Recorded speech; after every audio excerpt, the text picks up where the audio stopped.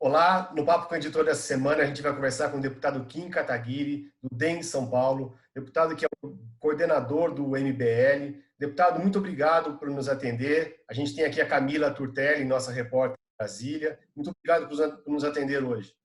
Imagina, eu que agradeço o convite. Deputado, só Queria começando... começar essa conversa comentando um episódio que aconteceu hoje na entrada do Alvorada, ali quando o presidente costuma sair, o presidente Jair Bolsonaro costuma sair, conversar com seus apoiadores. Havia hoje uma pessoa que, até onde eu sei, ela é integrante do movimento Brasil Livre, do MBL, e ela questionou o presidente sobre as mortes pela Covid no Brasil, e ela foi meio que expulsa pelo presidente dali, que mandou ela ir questionar o governador dela, que seria, no caso, o João Dória, acredito, o governador de São Paulo. Eu queria que o senhor esclarecesse um pouquinho para a gente o que foi isso. Foi um ato combinado do MBL? Foi uma espécie de protesto? Quem é essa pessoa? Se o senhor pudesse contar um pouquinho, esclarecer um pouco para a gente o que aconteceu. Sim, foi um ato do MBL, né? A Cris Bernardi é um membro do Movimento Brasil Livre, que é a mulher que cobrou o presidente da República, e a ideia é justamente cobrar o presidente nesse momento de pandemia em que a gente tem o ministro da Saúde ou o secretário, ou o que quer que seja, né? Não dá nem para considerar ministro, né? Na Câmara, pelo menos, se fala que não tem ministro, né? E que diz que a pandemia precisa ser controlada de uma maneira diferente no Norte e no Nordeste, porque o Norte e o Nordeste estão no hemisfério Norte e tem um inverno diferente, e enquanto o seu secretário executivo número 2 vai para a reunião e vai para a coletiva de imprensa com a faca na caveira de quando ele era do Batalhão de Operações Especiais, completamente alheio à realidade do enfrentamento ao coronavírus, e o próprio presidente da República incentiva, né, as pessoas a saírem de casa, aumenta o número de contaminados pelo coronavírus, promove essas manifestações, promove essas aglomerações, que o Supremo tirou todo o poder dele e passou para os governadores, para os prefeitos, né? O que o Supremo determinou foi competência concorrente, que é quando o presidente da República, a União, né, legisla junto com os estados e com os municípios. Se o presidente da República determinar um isolamento social mais rigoroso, os estados e os municípios não podem adotar medidas menos rigorosas, né? Agora, ele tenta se isentar dessa responsabilidade e o ato foi justamente uma maneira de cobrá-lo, né, e de expor essa hipocrisia dele tentar se esquivar da responsabilidade na pandemia. E como é que o senhor reagiu à reação, e como a moça que estava lá no ato reagiu à reação do presidente de retirá-la, né, de mandá-la embora? Enfim, como é que vocês receberam isso do MBL? Bastante irônico, né? Porque ontem ele escutou e levou a sério, né, uma moça que dizia que a grande solução para o coronavírus é você mastigar alho cru todo dia e que ela estava pedindo para ser infectada, contaminada ali pelo coronavírus. E ele falou, não, fica tranquila que eu vou marcar uma reunião com você ali no Ministério da Saúde. Mas peraí, uma mulher estava lá falando que a grande solução para o combate ao coronavírus era enxofre, mastigar alho cru, e estava pedindo para ser infectado pelo coronavírus. O presidente da República leva a sério e diz que vai marcar uma audiência dela no Ministério da Saúde. Então, o ministro da Saúde vai fazer o quê? Vai dar uma injeção de coronavírus nela para ver se ela estava falando a verdade ou não? Né? Vai dar um alho cru para ela mastigar para ver se estava falando a verdade ou não? Agora, quando ele é cobrado seriamente sobre os números, né, que ele tentou esconder e fracassou miseravelmente, precisa deu mais atenção ainda, né, pelo consórcio de veículos de comunicação, que inclusive o Estadão faz parte, para divulgar os números do coronavírus, e ao mesmo tempo que a gente está com o Ministério da Saúde completamente acéfalo e que, em vez do presidente da República coordenar a ação dos governadores, ele combate a ação dos governadores. Então, infelizmente, é uma ação que foi uma reação que demonstrou a verdadeira prioridade do presidente, né? Então, não interessa qual absurdo esteja sendo dito pelo seu apoiador, né? Se é o seu apoiador, vale tudo, está tudo certo, vai ser recebido pelo ministro. Se não é seu apoiador, mas está fazendo um apontamento sério, aí tem que ser escorraçado. Inclusive, ela teve que sair muito rapidamente por ameaça de agressão ali dos apoiadores do presidente. Deputado, mudando um pouquinho de saúde para a economia, o senhor era ali, até então, um dos deputados com uma certa proximidade com a equipe econômica do governo, no ano passado, durante a reforma da Previdência, acho que até no início desse ano. Isso mudou um pouco, principalmente nessa toada aí da aproximação do governo com os partidos do Centrão. Por quê? Como está a relação do senhor com a equipe econômica? O que mudou nesses últimos meses? O que mudou foi a atuação da equipe econômica, né, que no ano passado defendia corte de gastos, defendia uma política econômica liberal, e nesse ano o que a gente tem da equipe econômica é o pró-Brasil. Ah, mas não partiu da equipe econômica. Não, mas tem a anuência agora e tem a participação da equipe econômica, que é basicamente tudo aquilo que o Paulo Guedes sempre discursou contra, né, uma tentativa de retomada do crescimento do país com base no endividamento público, né. A gente teve, inclusive, a manobra orçamentária que o governo voltou atrás, mas o governo se aproveitou de que o Congresso abriu o crédito para o auxílio emergencial para tirar o dinheiro do Bolsa Família e passar, né, para gasto com publicidade. Também mostrando que não tem comprometimento nenhum em combater gasto público e endividamento. E as próprias promessas quebradas do ministro Paulo Guedes, que a gente até comemorou um ano de aniversário, que ele falou que ia mandar na semana que vem a reforma tributária, né? Já faz um ano que ele disse que mandaria na semana que vem a reforma tributária e continua dizendo que vai mandar, nunca manda. Reforma administrativa, idem. Então, para que o governo está fazendo essas negociações com o Centrão? Não é para retomar a economia, porque não tem agenda econômica para ser pautada e para ser votada por essa nova base do governo, que os líderes do governo se orgulham tanto. Então, é justamente essas atitudes que me afastaram da equipe econômica, né? Essa contradição de, nesse ano, defender aumento de gasto público, defender aumento de endividamento. Nesse ano não tem mais a desculpa do Congresso estar jogando contra, porque basicamente eles compraram, né, os setores do Congresso, poderiam estar aprovando reforma com essa base, mas sequer apresentam essas reformas. Deputado, na sua opinião, o presidente da Câmara, o Rodrigo Maia, vem declarando aí constantemente, inclusive falou hoje em entrevista a uma rádio, que não é o momento de encaminhar qualquer processo de pedido de impeachment contra o presidente Bolsonaro, mas que vai haver o momento certo para ele tomar uma decisão. O que falta para o presidente Rodrigo Maia tomar essa decisão favoravelmente ou contra o processo, o pedido de processo, os pedidos, né? São mais de 4 dezenas de pedidos de processo de impeachment que foram protocolados na Câmara.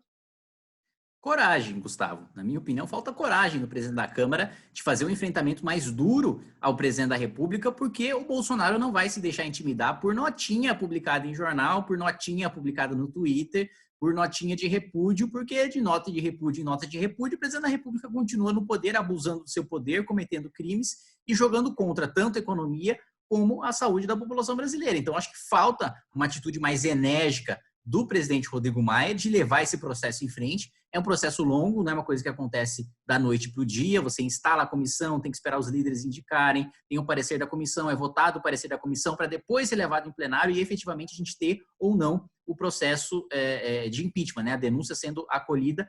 E com a mudança no rito de impeachment, né, que foi julgada à época do impeachment da Dilma, a gente tem uma segunda votação no Senado, que é a votação da admissibilidade, né? Antes a admissibilidade era só votada pela Câmara. Então, é um processo que, quanto antes for iniciado, e, na minha avaliação, a queda do presidente da República é questão de tempo. O quanto antes isso for feito, antes a gente pode ter uma nova composição política para fazer um governo de transição e dar mais estabilidade para o país, nesse momento que a gente precisa fazer um enfrentamento ao coronavírus e retomar a economia. E qual seria o principal argumento, dentre todos os pedidos, para encaminhar um processo, assim, um argumento jurídico, sustentação jurídica para um pedido de impeachment caminhar na Câmara, deputado?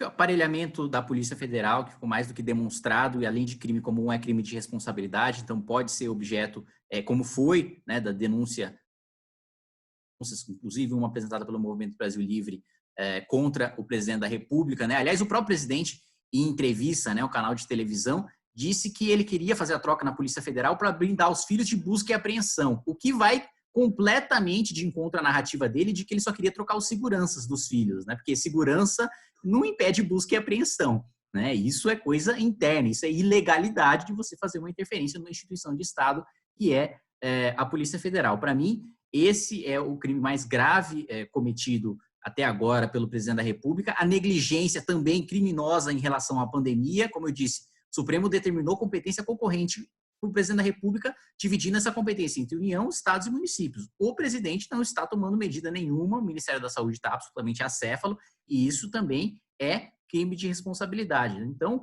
juridicamente, nós temos um embasamento mais do que sólido para isso. Politicamente, pode-se falar, não, mas não temos os votos hoje. Não, mas o impeachment, como eu disse, é um processo, né? Você não acata num dia e no outro dia você tem a votação. Você tem a fase da comissão, que abre a margem para a pressão popular, depois você tem a votação do relatório, depois esse relatório é levado no plenário da Câmara dos Deputados, e até lá muita coisa vai acontecer, muita pressão popular pode ser levada em frente, inclusive hoje, né, o MBL deve promover, respeitando as medidas de isolamento, um panelaço móvel, né, que a gente tem chamado, que é levar o caminhão de som para passar nos bairros e incentivar a população, né, em 5 capitais diferentes, uma delas sendo a cidade de São Paulo, a fazer panelaços contra o presidente da República, justamente contra esse obscurantismo nos dados em relação ao coronavírus e também a essas negociações que ele tem tido com o Centrão. Deputado, mudando um pouco de assunto, falar um pouquinho sobre as eleições desse ano. O senhor fez parte dessa grande renovação que teve o Congresso em 2018, entrou muita gente jovem, como o senhor, né? Eu queria saber qual que é a perspectiva para as eleições desse ano, qual vai ser a atuação do MBL, é possível ter uma renovação nas prefeituras, prefeitos e vereadores? Como que os senhores devem atuar? Nós vamos ter vários candidatos, principalmente para vereança, né, em várias cidades pelo país. Nosso único candidato, né, uma eleição majoritária, vai ser o Arthur Duval, né, que é deputado estadual e deve disputar a prefeitura aí da cidade de São Paulo. E a gente está bastante otimista com a candidatura dele, primeiro por um vazio no campo da direita na cidade de São Paulo, que está aberto ali para a atuação do Movimento Brasil Livre, especificamente do Arthur Duval, que foi o segundo deputado estadual mais votado e está trabalhando num projeto sério para a cidade, para fazer um debate profundo, fazer um debate técnico, que eu acho que vai ser uma das demandas da população em havendo uma renovação menor do que 2018. Acho que o anseio por renovação vai ser menor, porque houve muita decepção com vários parlamentares, principalmente aqueles que foram na rabeira ali do bolsonarismo, e entraram na Câmara dos Deputados, mas até hoje não sabe o que faz um deputado federal, né? Eu cheguei a assistir recentemente uma entrevista de uma deputada bolsonarista falando, olha, eu não sou conhecedora da Constituição, da prerrogativa dos poderes e tal, então eu não posso muito bem responder sua pergunta. Mas peraí, é deputada federal, você não sabe o que faz o deputado federal, você não sabe a diferença entre legislativo, executivo e judiciário, né? Outros parlamentares que passam muito mais tempo fazendo live em rede social do que aprovando projeto, discutindo com seus colegas ou participando de reuniões, seja de líderes ou seja de bancada, ou discutindo o mérito dos projetos. Então, acho que, infelizmente, muitas pessoas acabaram votando em candidatos por indicação do Bolsonaro, que na prática se demonstraram completamente ineptos para exercer o cargo. Então, acho que com essa certa decepção dessa renovação, a renovação deve ser menor, mas ainda deve continuar esse processo, porque o desgaste dos políticos tradicionais, digamos assim, continua, então o anseio por mudança continua, porém com um desejo de enxergar capacidade técnica e proposta nos candidatos que se colocam aí à disposição do pleito. Deputado, você falou em deputada bolsonarista, a deputada Carla Zambelli, ela declarou... Acertou, Gustavo. um dia antes da operação da Polícia Federal no Rio de Janeiro, que iria haver uma operação federal na Polícia Federal no Rio de Janeiro, e logo depois ela falou que o governador do Pará, Helder Barbalho, seria o próximo, e hoje, coincidência ou não, houve uma operação da Polícia Federal no Pará para investigar possível superfaturamento aí na compra de respiradores, né, equipamentos para tratamento do combate ao coronavírus. O presidente Rodrigo Maia fez uma pergunta interessante hoje de manhã, presidente da Câmara, falou se a deputada vazou ou ela tem uma bola de cristal para adivinhar as coisas. O que o senhor acha? O senhor acha que ela vazou, ela sabe das informações e fica vazando as informações, ou ela tem uma bola de cristal? Olha, eu sou muito cético em relação à existência de poderes sobrenaturais, né? Mesmo porque eu, como grande fã de animes e desenhos animados, já tentei várias vezes manifestar poderes sobrenaturais em mim para tentar ser um super-herói e nunca deu certo, né? Não acredito que a deputada Carla Zambelli tenha nenhum desses poderes. Acredito muito mais no sistema criminoso e paralelo de inteligência do presidente da República, que ele mesmo admite ter, né? Naquela reunião ministerial, ele falou, olha, o meu sistema de inteligência funciona, o meu particular, ele ainda reforça, né? O meu particular funciona. Não existe previsão constitucional ou legal de sistema particular do presidente da República, né? E depois, ainda em entrevista, ele diz, não, mas esse sistema particular que eu tenho é um amigo policial militar, é um amigo policial federal, não sei o quê. É crime isso. Isso chama-se crime. Ele não pode receber informações privilegiadas sobre operações, ainda menos compartilhar essas informações com aliados como a deputada Carla Zambelli, né? Se você tem uma série de problemas e uma série de cometimentos de crimes na existência do sistema particular de inteligência. Primeiro, são pessoas particulares, né? Vamos supor que são detetives particulares contratados pela pessoa física de Jair Bolsonaro. Eles têm acesso a documentos oficiais? Se tem, já está errado, porque gente que não ocupa cargo público não pode ter acesso a documentos oficiais sigilosos. É gente que ocupa cargo público. Mas peraí, se é gente que ocupa cargo público trabalhando para o sistema de inteligência particular do presidente, isso é peculato, né? Ele utilizando a finalidades privadas. Então, de qualquer maneira, é um sistema criminoso e que, basicamente, né, a deputada até afirma, eu jamais seria burra de antecipar e de falar de uma operação antes que eu fiquei sabendo. Fica aí no ar, né? Camila. O senhor é relator do licenciamento ambiental, que é um projeto bastante polêmico, que foi se arrastando aí e está meio parado muito por causa da pandemia, né? Quais são as perspectivas? Deve andar? Teve algum acordo com os ambientalistas?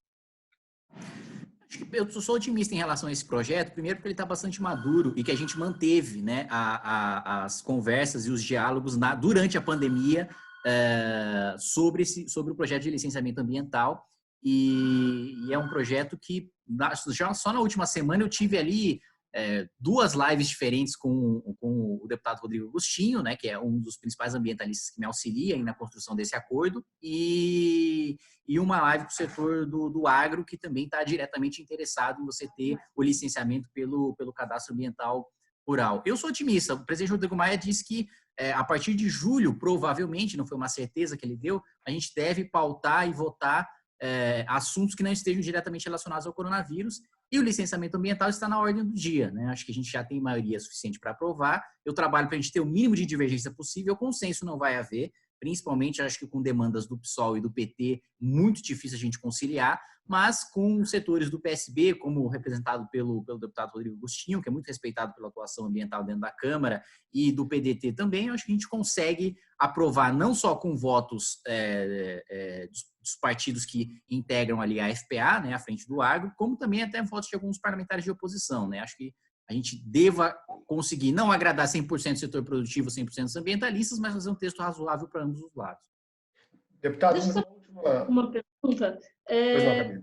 Uma questão que tem sido colocada desde que aumentou a pressão, aumentaram o número de pedidos de impeachment, sempre colocaram a falta da pressão popular como uma das primeiras barreiras. O MBL foi um dos vetores da pressão popular do impeachment da presidente Dilma. Agora, a gente começou a ter algumas manifestações com as torcidas. O senhor acredita que a pressão popular, o crescimento da pressão popular pode ter o poder para derrubar o presidente Bolsonaro? Acho que a grande dificuldade, né, agora é a gente estar num momento de pandemia e só quem vai para a rua é justamente quem apoia o presidente porque não acredita que o coronavírus seja uma doença a ser levada a sério, né? Esse é um entrave político para o impeachment do presidente. Porém, a gente tem pensado e trabalhado, né, em maneiras alternativas, né, de fazer esses protestos, como hoje a gente pretende levar ali caminhões de som em 5 capitais diferentes para que as pessoas se manifestem das suas próprias casas. Eu acredito que sim, a tendência, quando você para analisar todos os institutos de pesquisa, sem exceção, a popularidade do presidente, em regra, ou permanece a mesma ou cai, né?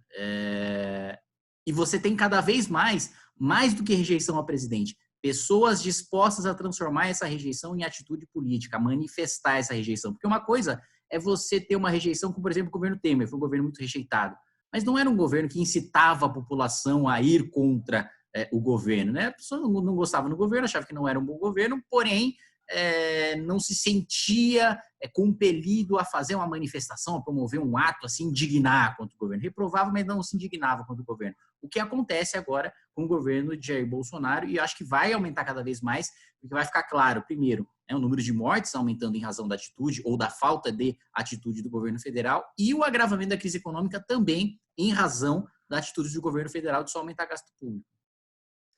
Deputado, queria agradecer muito, o nosso tempo já está esgotado, queria agradecer muito a presença do senhor aqui, agradecer muito a Camila por fazer esse bate-papo com a gente, também o Bruno Nogueirão, que faz o nosso meio-campo aí entre São Paulo, Brasília, Ribeirão Preto, enfim, todo esse meio-campo que a gente tem feito no Papo com o Editor. Espero todos aí no próximo Papo com o Editor na próxima semana. Muito obrigado.